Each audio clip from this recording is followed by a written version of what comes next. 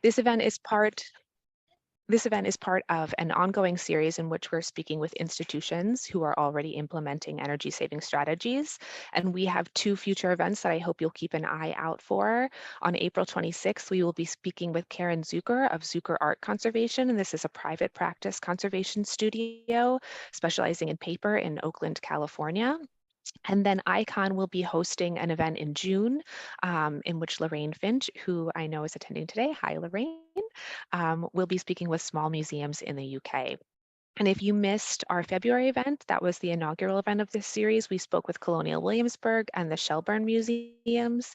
And that event we did record, and we will make sure that that's posted on AIC forums. And we can also share the link to the recording for ICON to share. And Amy has just posted the registration link for the April event in the chat. So please feel free to register for that now. So today we are joined by Rob Pearce, who is the Senior Preventive Conservator at the Museums Wales. Museums Wales operates 8 sites, 7 national museums, and a collection center. The sites range from a large open-air museum to a more traditional art and natural history museum in Cardiff. The collections contain over 5.3 million objects and specimens from fields of archaeology, natural history, social history, and art.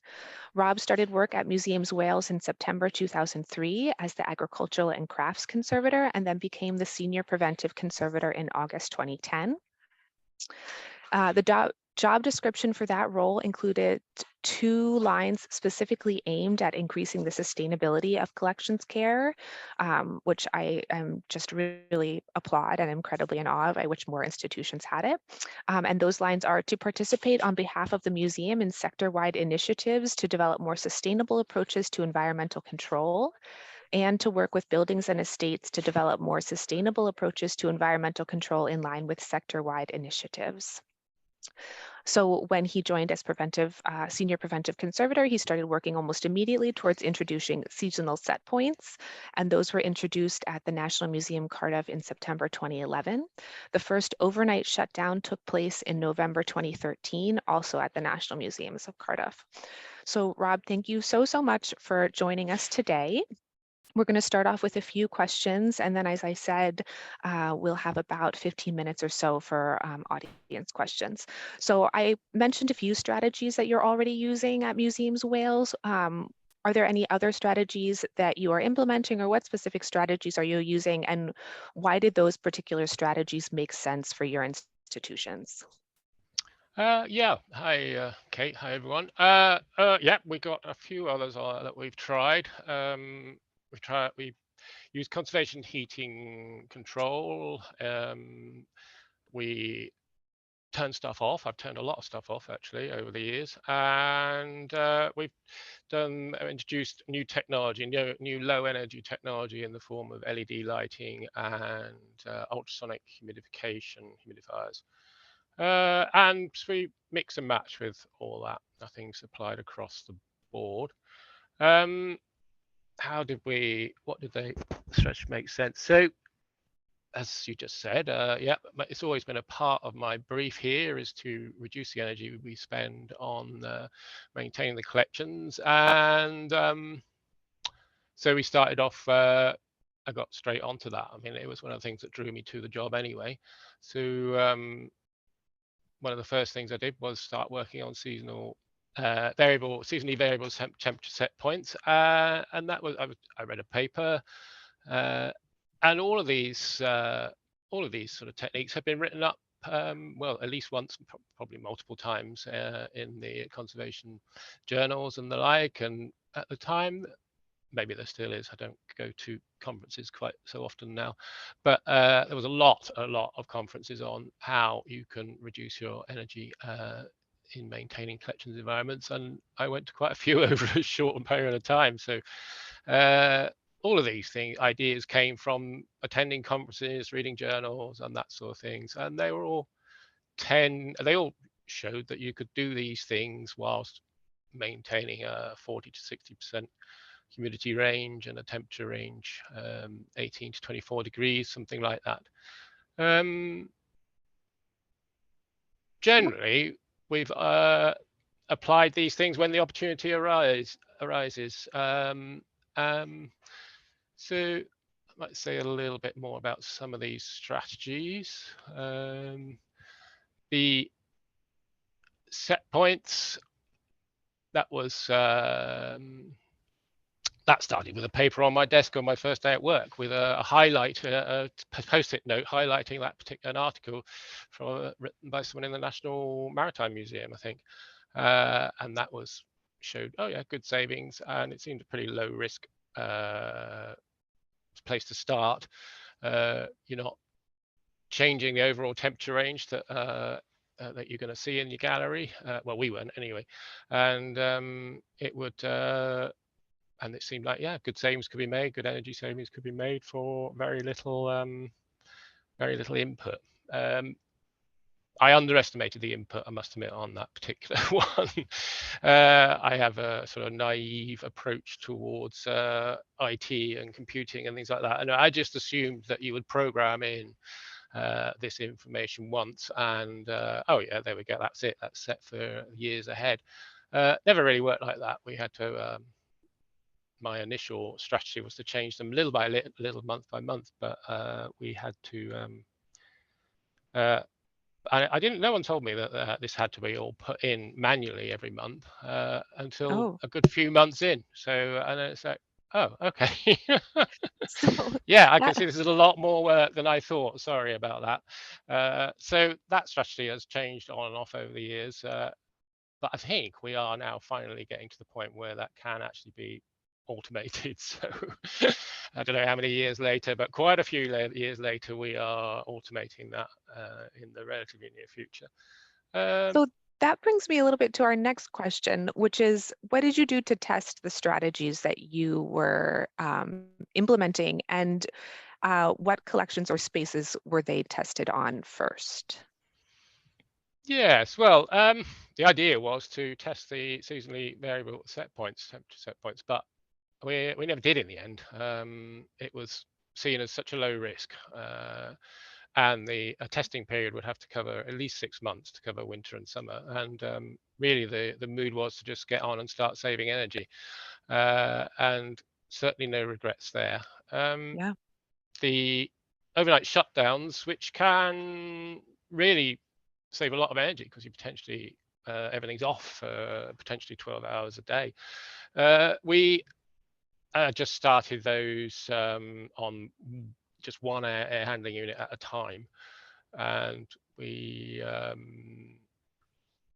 just turned them off for a few hours over a night, and monitored the impact on the environment. Actually, this brings us to the first slide, actually, because this overnight shutdowns are, well, they sound very simple, but there are a few pitfalls with them, really. Amy, can we see the first slide? There we go. So that's really what you want to see with an overnight shutdown.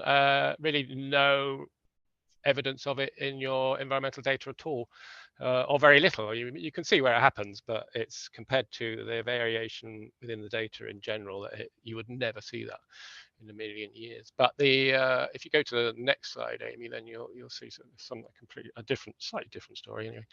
Oh no, back one. So this one is different space. And a very different reaction. Obviously, the environment in this gallery is a lot more variable, but you can clearly see the overnight shutdown where it happened, and you can see where it started up again, and you can see an overshoot as well, which is one of the things that you can discover that you when you turn things on and off, is that when it turns on again, it overshoots temperature and or humidity might overshoot. Not really looking for that.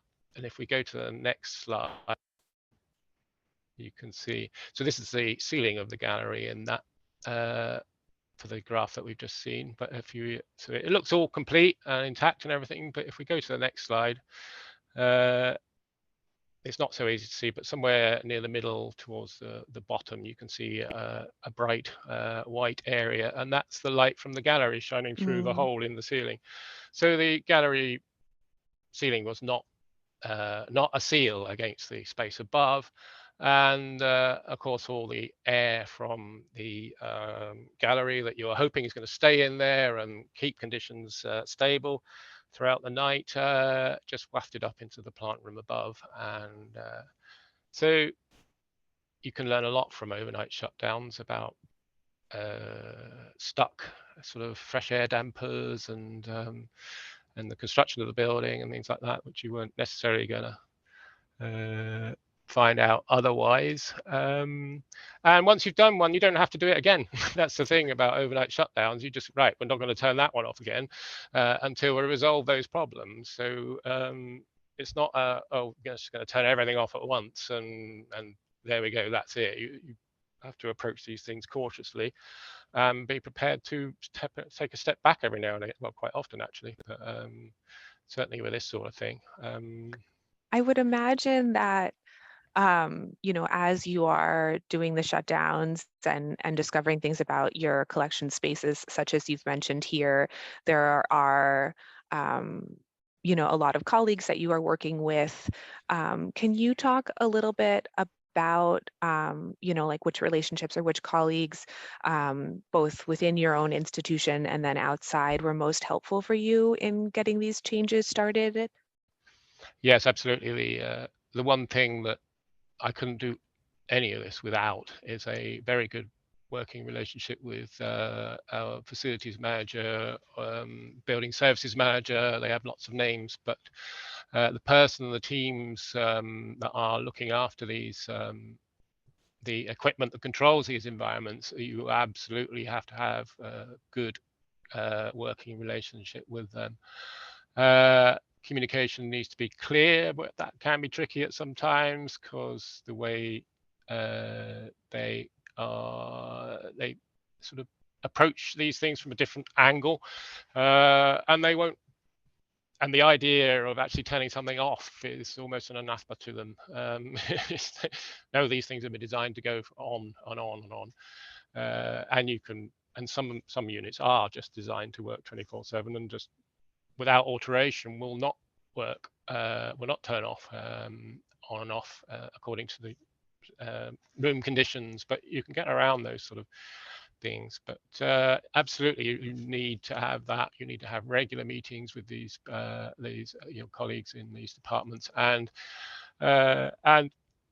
yeah, you do these things. So you arrange for the overnight shutdown, for instance. I'm going to use this as an example, and then you need to look at the results with your colleagues in the facilities management department and actually look at what's gone right, what ones can we continue here, which ones well we're going to have to look again at, and why is it done this, and it's a sort of two-way thing because they find out quite a lot about what's not working and what is working well and what's not working as well. But so that's absolutely essential. But I mean, there of course is quite a lot of other relationships that are also very key to this whole thing. Visitor services managers, people in charge of the people working in spaces, especially if you're reducing temperatures in the winter and things like that,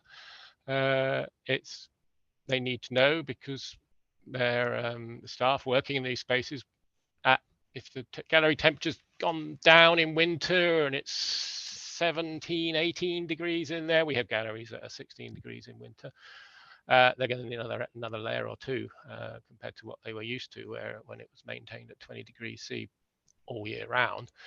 Fellow conservators, because I'm a preventive conservator, I don't know everything there is to know about the materials in the stores, the collections and things like that. I need to know from conservators and collections managers what's in stores, what the vulnerabilities, what those stores have been like in the past, what past environments, and if they're noticing damage and things like that. That's all, you need to have all those sort of things.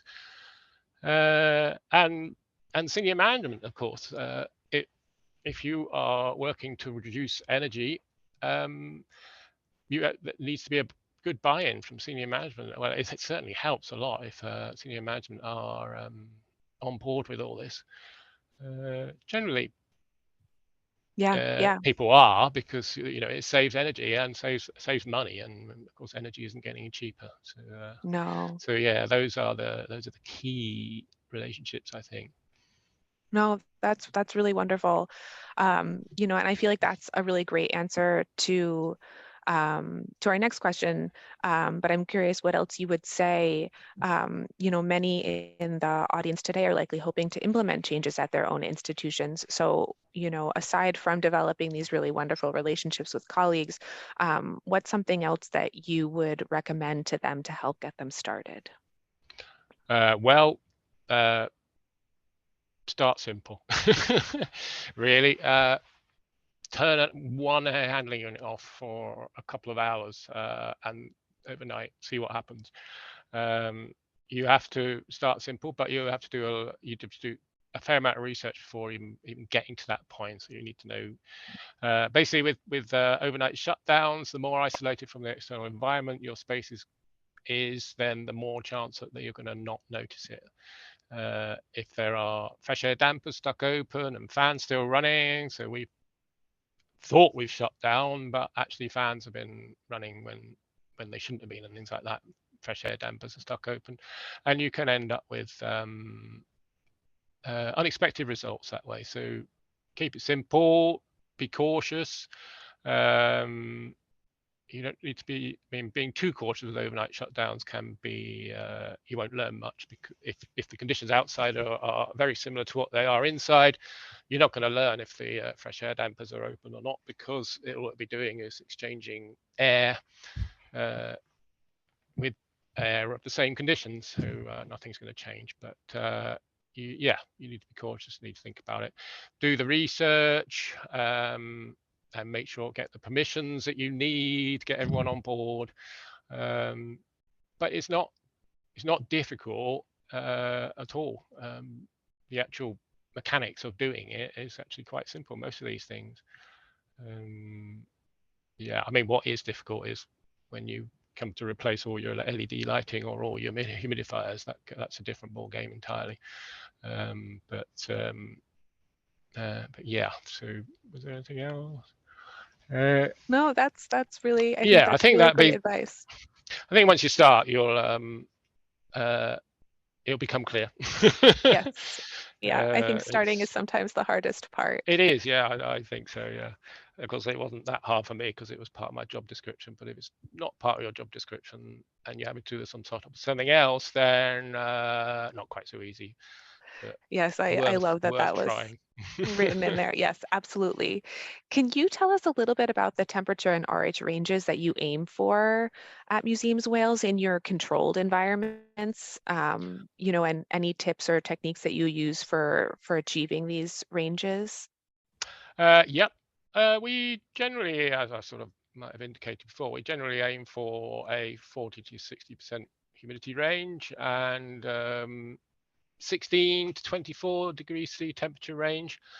But we don't, it's not a blanket thing. The conditions we set for each space, and they are set according to what's in there. So we have a gallery containing panel paintings.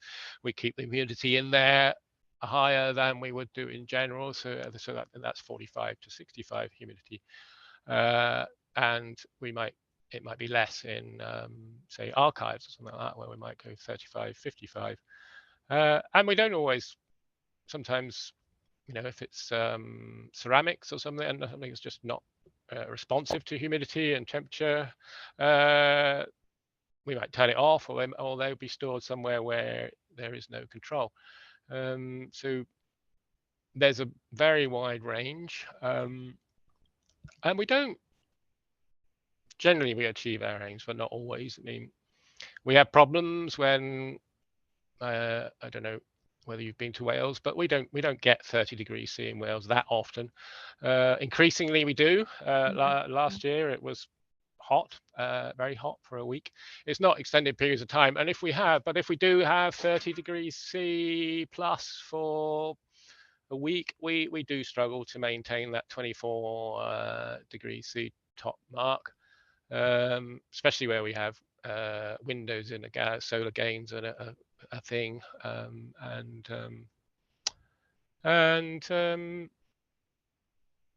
yeah, so we do, but we go for like 90. if things are in spec 95% of the time, I'm pretty happy with that. Yeah. It's not, things break and things mistakes are made, and yeah, things go out of spec. So best you just have to react quickly to those and get them back in spec as soon as possible. Yeah, So I yeah, don't it's know many institutions that, don't have problems that arise with no, their you HVAC systems. no, you're Can generally you, going to expect that. Yeah, yeah, what you would say? I was just wondering, since this is, you've described a range that, I think is wider than often us in the US aim for, although I think achieving it is one thing. But can you talk about if you've seen any change or damage to collections that are stored in these controlled environments that you would attribute to any environmental changes? Uh, not for things that are maintained, not when we do actually manage to achieve 40 to 60%. That Okay. is, we used to strive for the 55 plus or minus 5%, and we used to keep temperatures at 20 plus or minus 2 throughout the year. I mean, maintaining that sort of temperature range in the Welsh climate, and then still expecting to maintain 10% RH range, well, was beyond what the equipment we had. We never achieved it. It was but I think there's a fair amount of evidence out there. Certainly, there's a lot of papers to show that most objects will be fine between 40 and 60%, Hmm. and that was, and we not. I mean, but since we've been striving for 40 60%, and we do achieve that, whereas before we never achieved the 55 plus or minus 5, the 50 to 60%. It was just be out the spec 50% of the time rather than 95 and 5% of the time or something like that. So it was. I mean, environmental control has got better for various reasons at the National Museum Wales, but it was. Yeah, we haven't seen any damage. We do, I mean, damage does occur because of, that was your question, wasn't it, about damage? But when things throw outside of those parameters, then yeah, damage can occur, especially at very low humidities. We have found wooden items cracks open in them, they shrink and things like that. And it is usually the low humidities that are the problem. So winter time, too high a temperature, and no humidification Hmm. can lead to humidity around 20%. So that can cause problems for more delicate wooden items that are on open display. But that's way outside what we would be aiming for, and Right. way outside of what any sort of energy saving strategies are aiming for as well. I mean, it's Hmm. not part of the strategy to allow humidity fall that low. So Yeah. probably no more so than we ever used to, basically, Okay. before. Even when we were striving for 55 plus or minus 5, probably damage was just as regular as since we've stopped striving for that and have adopted this more 40 to 60% range as a standard. So not an increase then, since going for more sustainable ways of controlling environments. That's And it's very rare. That's really wonderful to hear. And I think, I hope that will be the one thing that everyone attending this will take away. So I'm really happy that you mentioned it that way. I'm going to ask one more question and then we will go to audience Q&A because I can see that we have a number of questions. So my last question for you is, in our conversations, you mentioned that you have new galleries and you have a very unique climate control set up there. Can you tell us a little bit about that and how you use display cases and vitrines to help preserve the collections there? Yeah, you're talking about our newest galleries, I think. In St Fagans, it's an open air museum, but they got recently, there was a big development on the galleries, and they were that whole project had sustainability in mind. We were aiming for a high sustainable standard, which was achieved, I believe. And part of this, so as part of that, we went for no humidification in the galleries and limited dehumidification, and with just temperature and cooling. The current temperature control strategy allows so there's no set point as such. Well, in my mind, there's no set point. The control engineer probably does have a set point in his mind, but in my mind, and the way the strategy works is that if the temperature falls below 16.5 degrees during opening hours, the heating valves will come on and it will work to bring the temperature up to 16.5 again, and then they'll go off. And the converse happens in the summer when temperature goes over 23.5. Cooling valves open and work to bring the temperature just back down to 23.5, at which point they turn off. So we don't aim to get towards a middle point or anything. When the temperature outside is high, we aim to just cap that internal temperature, and when it's low, we just aim to minimize, just keep it at a minimum level. We also use to avoid very low humidities. That isn't actually enough to avoid very low humidities. We also manage the fresh air intake using carbon dioxide sensors. So they only open during the hours of opening, and they only open when necessary. So when the carbon dioxide concentration reaches a certain level, I think it was 900 ppm, but it was lowered significantly for COVID. I'm not sure where we are now, but it was used to be 900. They would start to bring in fresh air, and the 1,000, they would be fresh air dampers would be fully open, and the fans would be working maximum. But as it turned out, the only real issue, the only time you really need this strategy is in the winter when you're trying to keep the humidity up. It's an open air museum. People tend not to visit open air museums in the winter, and your gallery occupation is quite low in the winter. The carbon dioxide concentration in the air, when I looked at it for a few months, and it never went over 600. So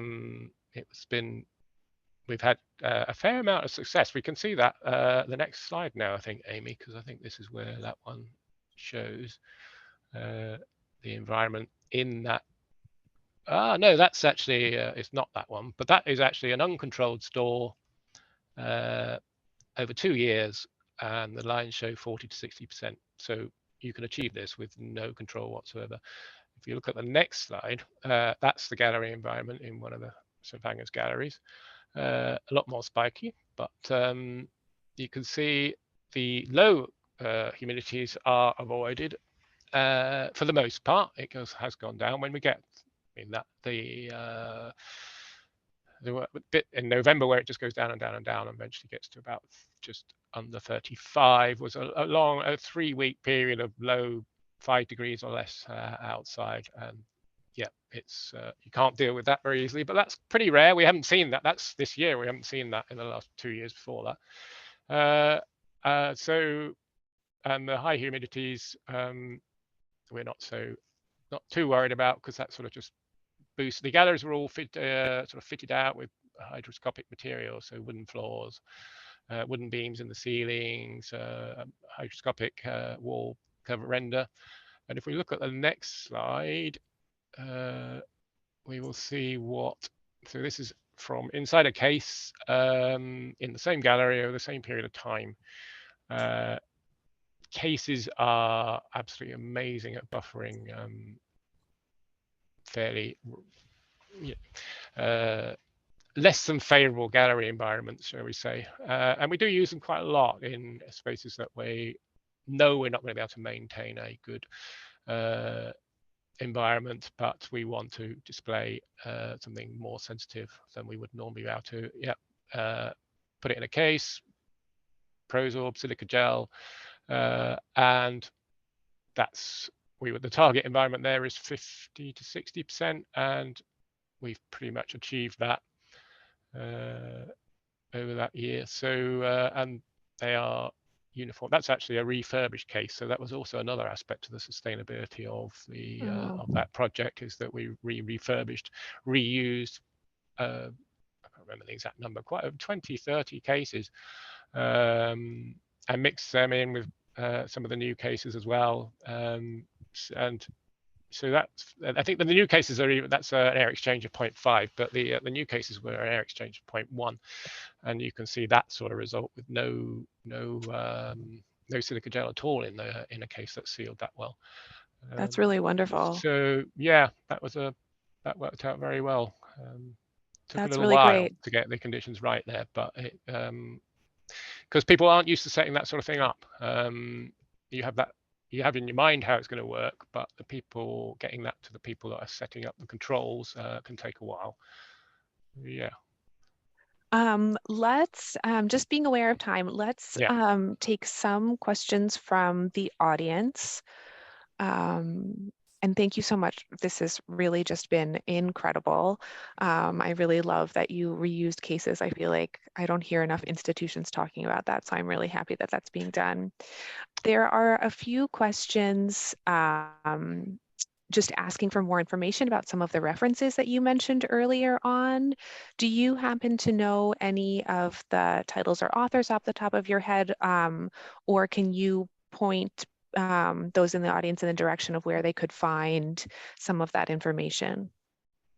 Oh, No. this, I'm very, very poor at remembering names and Me too. titles of things. It's just not. I would need a list in front of me.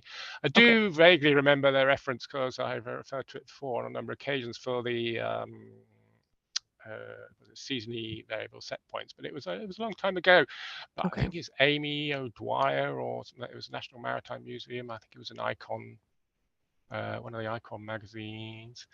I'm not sure. I think I mean, I would have thought searching would you would find something on overnight shutdowns. I know I've read several things and Okay. heard people talk about them, but no, that's really not.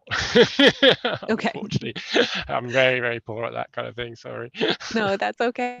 And AIC, I'm just going to shout out our Zotero, which my colleague Amy has been so wonderful about updating, and there might be, references that we have there, and that is readily available to everyone. You don't have to be an AIC member to access that. So hopefully we can put that in the chat. And we also did just get a mention in the chat of the IIC Turin conference. Yes, that's Okay. yeah, there's a So lot of that's papers in that one. Yeah, that's really good. Another great place to start. And then I am just scrolling through the chat I think there's been now. several conferences that have been devoted to sort of sustainability, energy conservation techniques, and there's a lot of really good papers in those. If you can pick out what they are, and I can't remember, but I believe I've seen at least paper sort of what are they? The stuff they publish after the events, and they the preprints or whatever, they are really useful, those sort of single focus conferences and things. Yeah. Great to attend as well, but I don't know whether they happen quite so often these days, but yeah, they are very good. There is a question about any specific communication techniques that you found most effective in reporting your progress. No,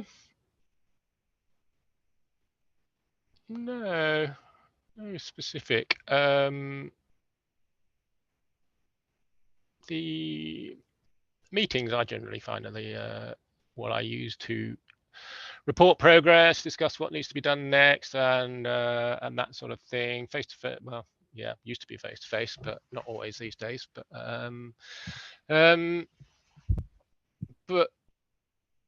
I think you have to find just the communication method that works for you anyway, because everyone's different in their way approach to communication and their strengths and weaknesses in various types of communication. So what I would find useful wouldn't necessarily be what anyone else would find useful. I like face-to-face meetings and also and writing sort of up emails with the necessary information in them, but not everyone does, and a lot of people don't read emails. So yeah, you need to work out what's going to work for you and who you're communicating with, and things like that. I have to say, as far as progress with regards to energy saving, we don't really know how much energy we've saved in any one of these sort of things. It was only when we introduced the uh, ultrasonic humidifiers was any real attempt at actually finding out how much energy we that we actually saved there. But we don't have enough submetering to know where the energy is going. All we know is that energy consumption on a site went down or up. This is something else we're starting to address recently, but up until very recently, we just have an electricity bill and you have to guess what's actually made it go down or up based on what you know is going on. But there's always, obviously in conservation, we're not the only ones trying to save energy. So everyone's trying to save energy across these sites because it's so expensive, really. Yeah, it is so expensive. And that's yeah, there's a good driver. It's a good driver for getting people to do these things. So yeah, we don't really know, but it was decided in 2010 that we weren't going to let that stop us That's great. implementing these things, because if we'd decided to wait till we knew what was doing what, we would still be waiting and we've still not done nothing. So but what we can say is our energy usage has gone down significantly. I mean, That's just great. the ultrasonic humidifiers, they use something like 93% less energy than a steam Wow. humidifier, which is a huge, huge saving. Wow. Yeah, I mean, That is really that is incredible. a really big saving. So yeah, and LED lighting is a huge saving as well. But both of those are, quite Yes. expensive to fit, but they can be huge.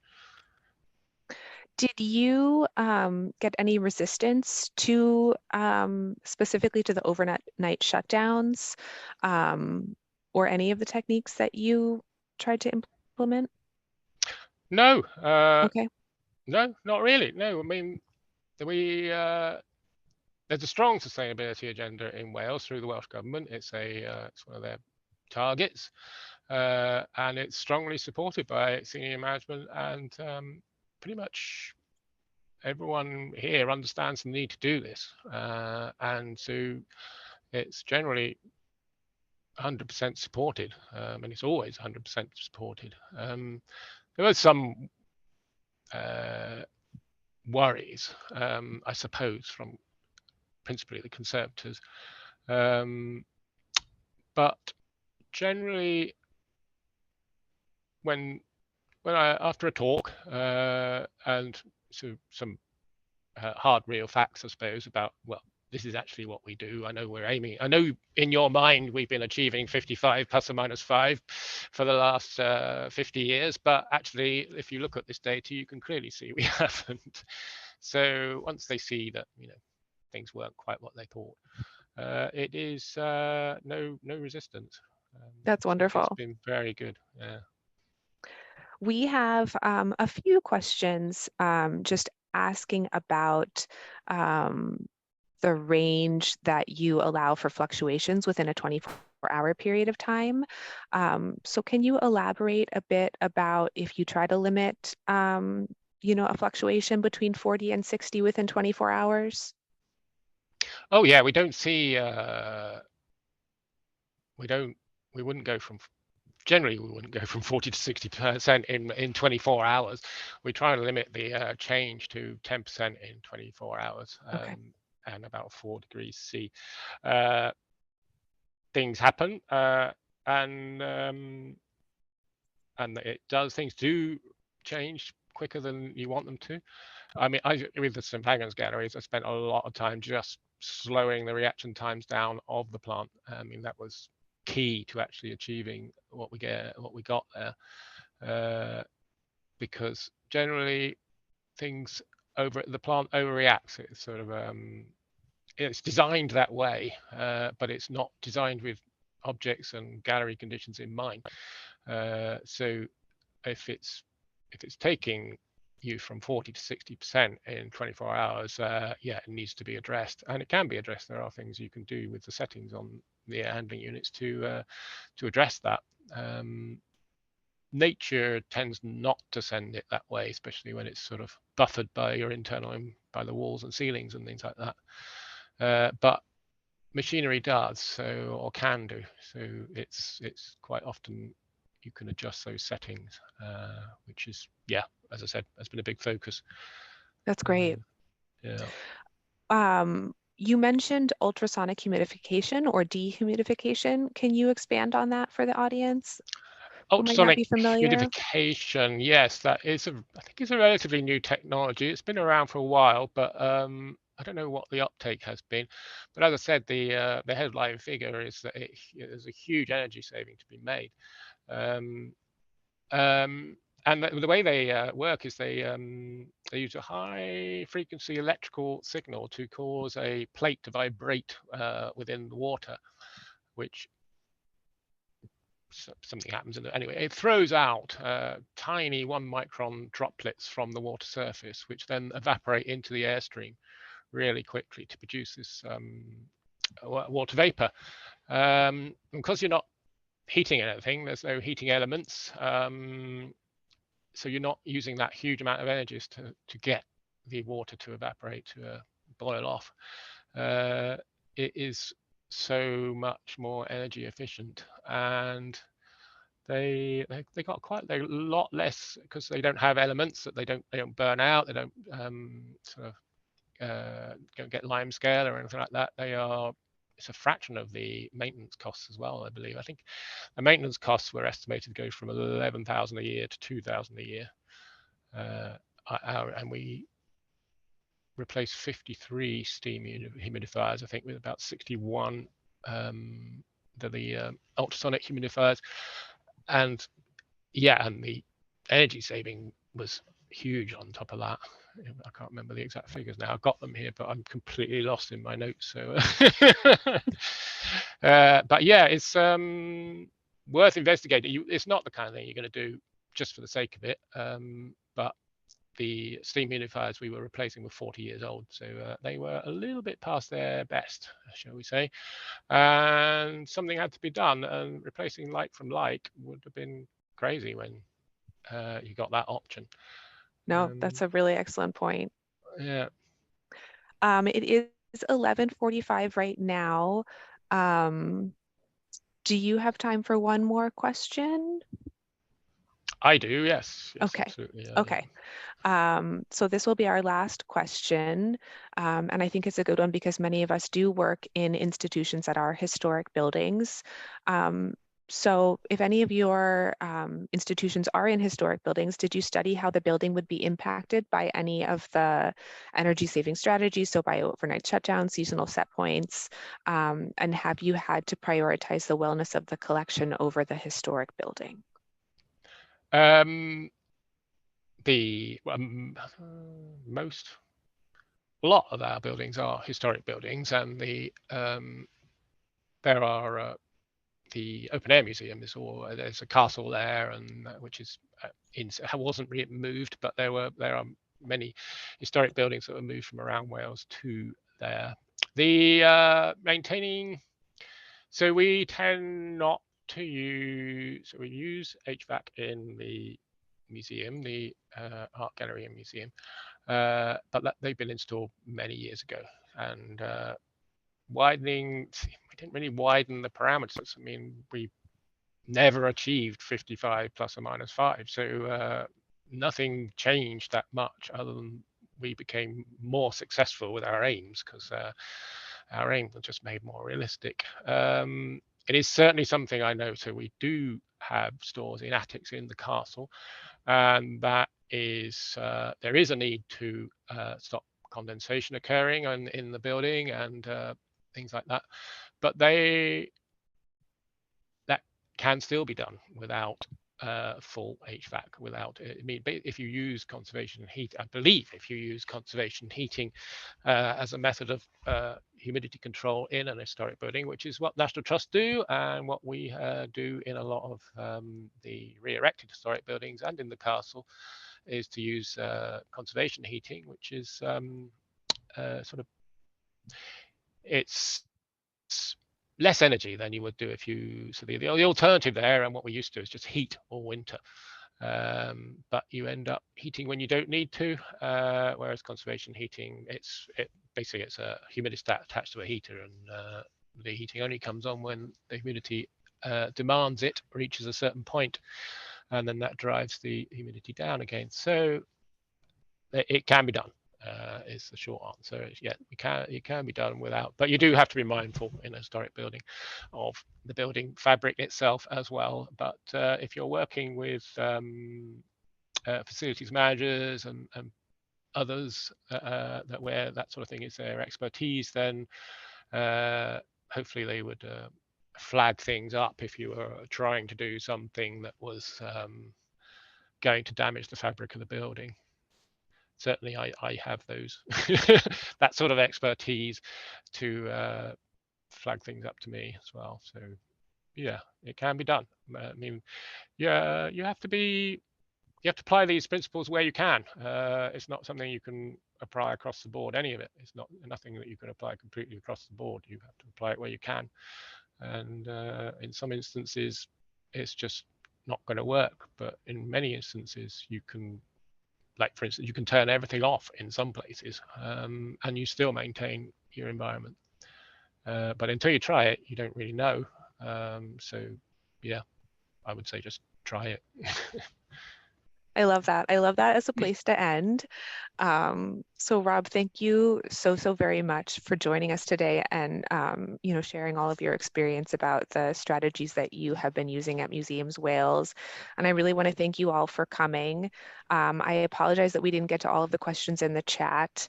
And there are some really good ones. I do want to quickly highlight Stephen Simon's, that the last part of his question, which is just, in the energy and climate crisis, aren't we facing a clear call to respond with a more responsible and sustainable and a more honest approach to environmental control in memory institutions? And I'm so happy that we're having this conversation. And I think that, I do really hope that everyone is asking themselves that. So I just want to thank you all so much for coming. And Rob, again, thank you very much. This is just one of a series that I hope that AIC and ICON can continue, because I think these are really important conversations to be having. And I think it's really important for us to share all of the knowledge that we have, so that everyone can be making these changes at their own institutions. So thank you all so much. And everyone have a good day. Thank you. Bye. Bye-bye.